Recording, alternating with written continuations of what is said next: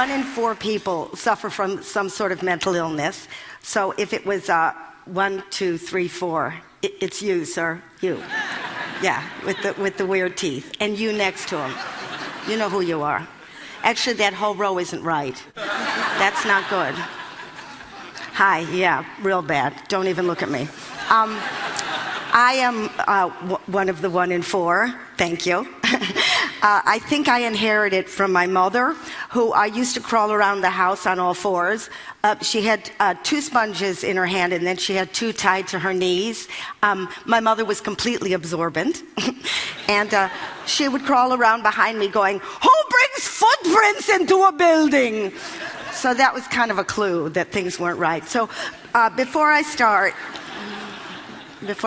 I would like to thank the makers of lamotrigine, sertraline, and reboxetine.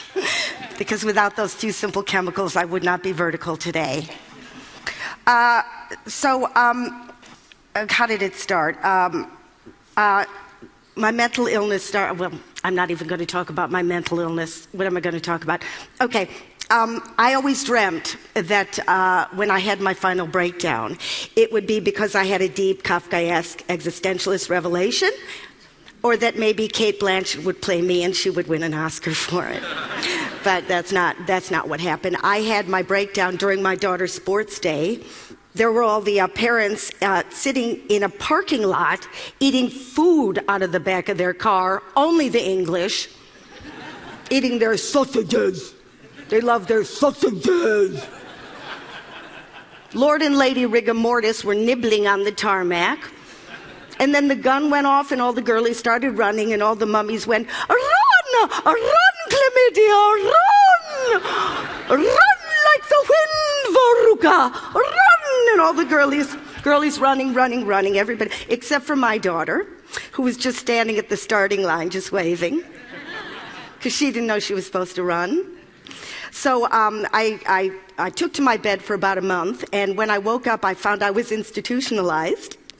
And when I saw the other inmates, I realized that I had found my people, my tribe, because they became my only friends. They became my friends, because very few people that I knew, I wasn't sent a lot of cards or flowers. I mean, if I had had a broken leg or I was with a child, I would have been inundated. But all I got was a couple phone calls telling me to perk up. Perk up, because I didn't think of that.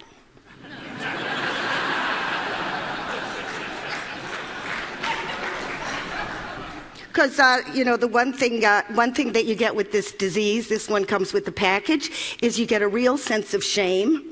Because your friends go, "Oh, come on, show me the lumps, show me the x-rays." And of course, you got nothing to show. So you're like really disgusted with yourself because you're thinking, "I'm not being carpet bombed. I don't live in a township." So you start to hear these abusive voices, but you don't hear one abusive voice. You hear about 100,000 abusive voices. Like if the devil had Tourette's, that's what it would sound like.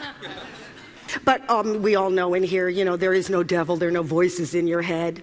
You know that when you have those abusive voices, all those little neurons get together, and in that little gap, you get a real toxic, I want to kill myself kind of chemical. And if you have that over and over again on a loop tape, you might have yourself depression. Oh, and that's not even the tip of the iceberg. If you get a little baby and you abuse it verbally, its little brain sends out chemicals that are so destructive that the little part of its brain that can tell good from bad just doesn't grow. So you might have yourself a homegrown psychotic. If a soldier sees his friend blown up, his brain goes into such high alarm that he can't actually put the experience into words, so he just feels the horror over and over again. So here's my question. My question is, how come when people have mental damage, it's always an active imagination? How come every other organ in your body can get sick and you get sympathy except the brain? I'd like to talk a little bit more about the brain because I know you like that here at TED. So if you just give me a minute here, okay.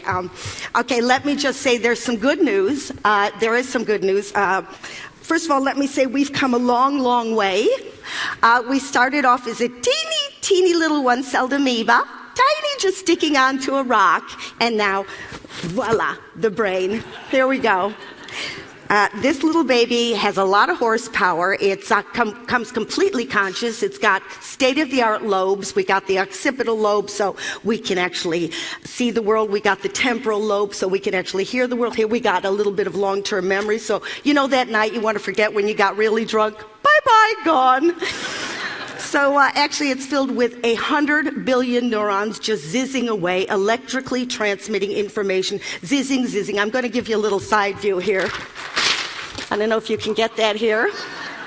So zizzing away, and and for every one, I know I drew this myself, thank you. For every one single neuron, you can actually have from 10,000 to 100,000 different connections or dendrites or whatever you want to call it. And every time you learn something or you have an experience, that bush grows, you know, that bush of information. Can you imagine every human being is carrying that equipment, even Paris Hilton? Go figure.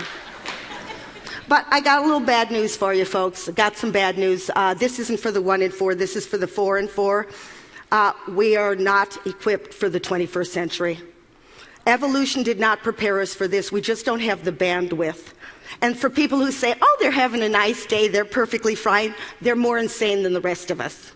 Because I'll show you where there might be a few glitches in evolution. Okay, let me just explain this to you. When we were ancient man,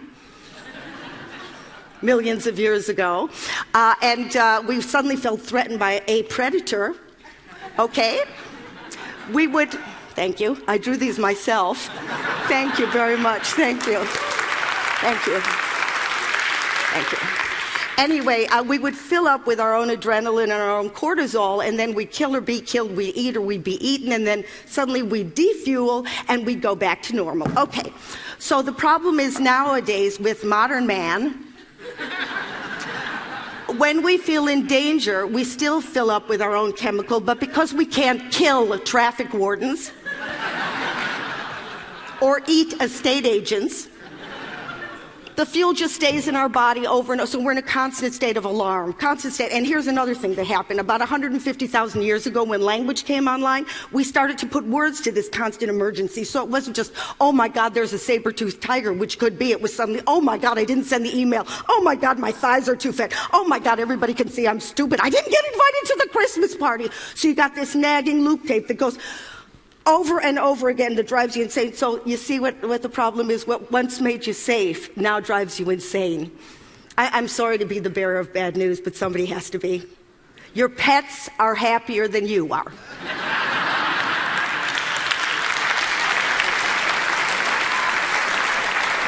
So kitty cat, wow, happy, happy, happy. Human being, screwed. Completely and utterly. So screwed. But my point is, if we don't talk about this stuff and we don't learn how to deal with our lives, it's not going to be 1 in 4. It's going to be 4 in 4 who are really, really going to get ill in the upstairs department. And while we're at it, can we please stop the stigma? Thank you.